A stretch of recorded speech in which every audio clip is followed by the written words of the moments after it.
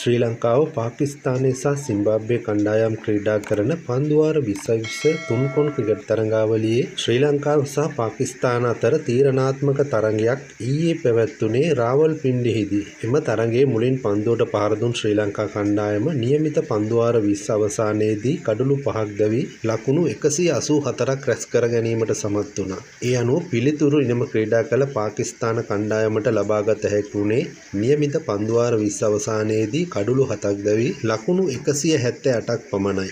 ඒ අනුව ලකුණු 6ක තියුණු ජයක් වාර්තා කරගත් ශ්‍රී ලංකා කණ්ඩායම හෙට පැවැත්වීමට නියමිත අවසන් මහා තරඟයට සුදුසුකම් ලබා ගත්තා. තුන්කොන් පන්දුවාර 2020 ක්‍රිකට් තරඟාවලියේ අවසන් මහා තරඟයේ හෙට ශ්‍රී ලංකා කණ්ඩායම සහ පාකිස්තාන කණ්ඩායම අතර තරඟයේ පැවැත්වීමට නියමිතයි.